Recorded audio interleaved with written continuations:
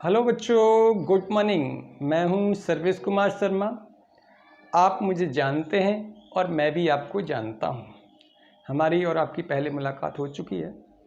Last video में हम nucleus के बारे में स्टडी कर रहे थे और आज भी हम न्यूक्लियस के बहुत छोटे छोटे पॉइंट्स के बारे में स्टडी करेंगे। लास्ट वीडियो में हमने स्टडी की थी, हमने जो बात स्टडी की थी वो था आइंस्टाइन ने जिस इक्वेशन को दिया है एनर्जी मास इक्वलेंस रिलेशन जो दिया है, क्या energy mass equivalence relation.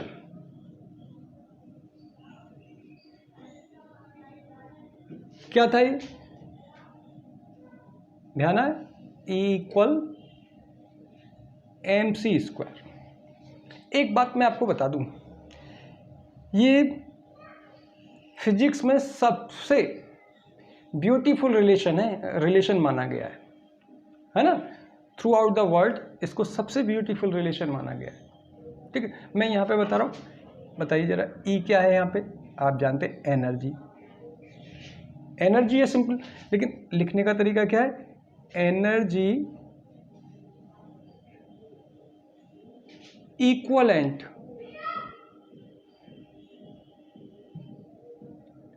To mass. मतलब मास को क्या करके कन्वर्ट करके एनर्जी बनाई गई। और m क्या है?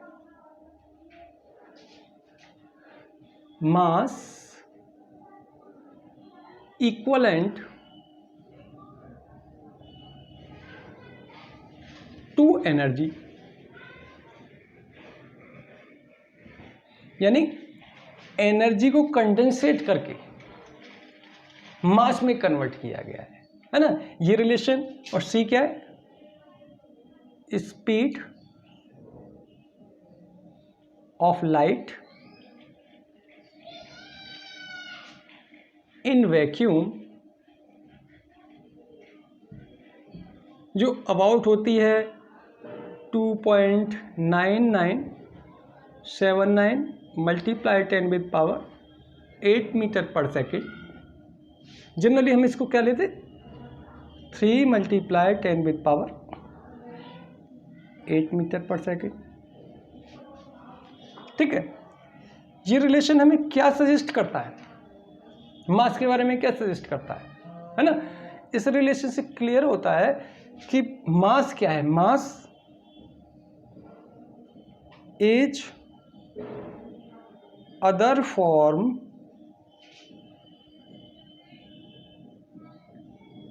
Of energy.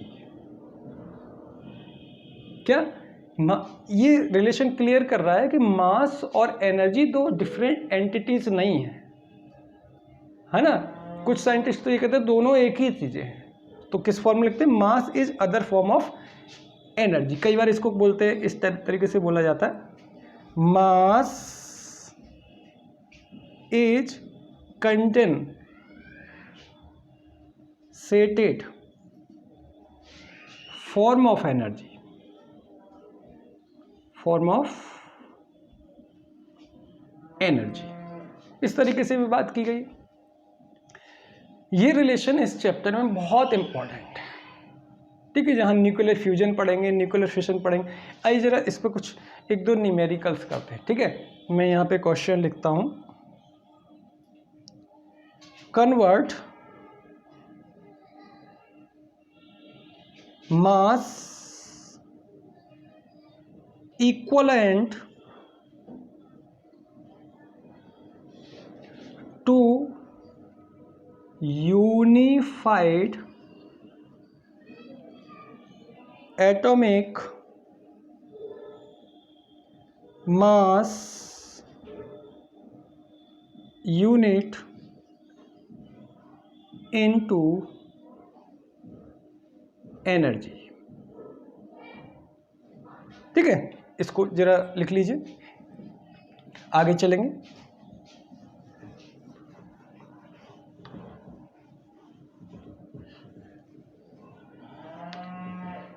अब जरा देखें, इस क्वेश्चन को सॉल्व हम करेंगे। क्या गिवन है? मास कितना है? Unified atomic mass unit. कितना मास है? जिसको 1 AMU, क्या बोलते थे इसको? 1 AMU, है ना। मैंने आपको बताया था अप्रॉक्सीमेटली इसको क्या ले सकते हैं, 1.66 मल्टीप्लाई 10⁻⁻27 kg। अब आपको इस रिलेशन के लिए क्या चाहिए, और C आप जानते हैं, C कितना बताया मैंने, 2.9979 मल्टीप्लाई 10⁻8 मीटर पर सेकेंड। हमारे पास रिलेशन क्या है नाउ, अगर कन्वर्ट कर रहे हैं एनर्जी में तो E इक्वल mc²। जरा अगर इनकी वैल्यूज रखें तो 1.66 multiply 10⁻27 of kg multiply 2.9979 multiply 10⁸ metre पर सेकेंड ऑफ स्क्वायर। जब आप इसको सॉल्व करते हैं तो ये आता है अबाउट 1.4924 10⁻10 ऑफ जूल।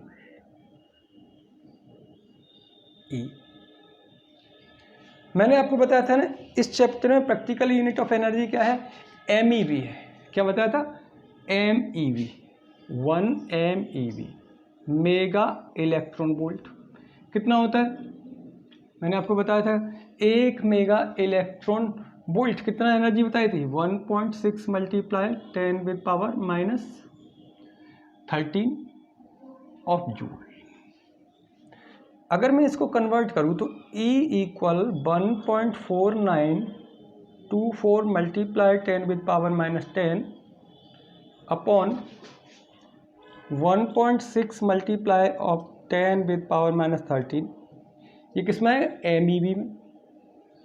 कितना है? जब आप इसको सॉल्व करेंगे तो अप्रॉक्सीमेटली आएगा 931.5 MeV।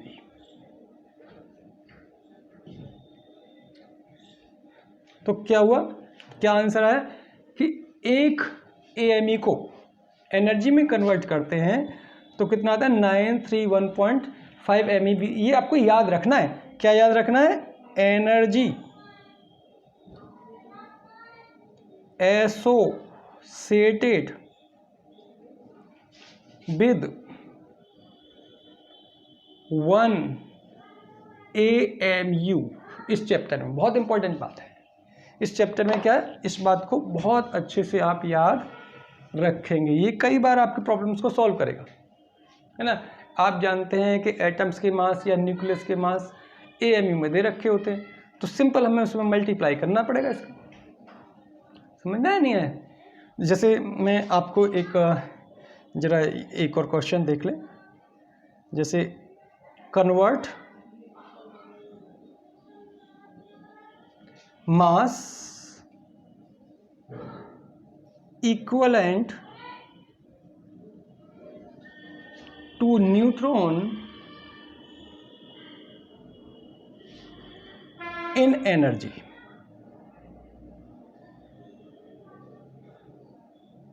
देखो ये कैसे हमारा, ये वाला पॉइंट कैसे हमारा हेल्प करेगा, जरा ध्यान रखें इसको। ठीक है, क्लियर से आपको समझ में आती है? जरा देखिए, मैं रफ कर देता हूं इसको। जरा देखिए, इस क्वेश्चन को सॉल्व करेंगे तो सॉल्व कैसे करेंगे, जरा देखो। मास कितना दे रखा है, मास ऑफ न्यूट्रॉन कितना होता है ना। अप्रोक्सीमेटली मैंने आपको बताया है, मास बताया जैसे 1.00866 ऑफ यूनिफाइड एटॉमिक मास। अब एक यू से एनर्जी कितनी रिलेट करती है, इतनी करती है। तो एनर्जी का सीधा रिलेशन आएगा 1.00866 मल्टीप्लाई कितना, 931.5 MeV। आपको कुछ नहीं करना। अगर मास AMU में दे रखा है तो 931.5 का मल्टीप्लाई करना है और उसका जो एनर्जी है उससे रिलेटेड एनर्जी, किससे रिलेटेड, मास से रिलेटेड एनर्जी आ जाएगी। अब देखो ये जब आप इसको सॉल्व करेंगे तो अबाउट मिलेगा 939.57 MeV। ठीक है, तो आपको क्या याद रखना है, एक ही याद रखना है। अब जैसे आप कर सकते हैं, प्रैक्टिस के लिए कर सकते हैं, प्रैक्टिस के लिए जैसे एक और क्वेश्चन कर सकते हैं। आप कन्वर्ट मास, इलेक्ट्रॉन के मास को कर लीजिए, जैसे 9.1 multiply 10 with power of -31 kg था। हाँ, अगर AMU में था ये 0.00055 यूनिट। जब आप इसको कन्वर्ट करेंगे तो सिर्फ मल्टीप्लाई करना है। ऐसे एक क्वेश्चन आप क्वेश्चन एक और कर लें। इलेक्ट्रॉन, आप प्रोटॉन का भी कर सकते हैं। मास ऑफ प्रोटॉन कितना बताया था, मास ऑफ प्रोटॉन अगर AMU में देखें तो कितना बताया था, 1.00727 यूनिट। तो सिंपल आपको एनर्जी में कन्वर्ट करने के लिए मास में 931.5 में आपका मल्टीप्लाई करेंगे तो MEV में सीधा सीधा आ जाएगा। ठीक है, दो बातें स्टूडेंट्स, मैंने दो बातें बताई, याद रखिए। 1 यूनिफाइड एटॉमिक मास को एनर्जी में कन्वर्ट करने पर 931.5 MeV यानी मेगा इलेक्ट्रॉन वोल्ट एनर्जी आती है। ठीक है, इस बात को ध्यान रखिए। दूसरी बात, ये बात ध्यान रखिए, अगर मास एटॉमिक मास यूनिट यानी यूनिफाइड एटॉमिक मास यूनिट में है तो आपको उसको एनर्जी में कन्वर्ट करने के लिए कुछ नहीं करना, बस 931.5 MEV का मल्टीप्लाई करना है और आपको आंसर मिल जाएगा।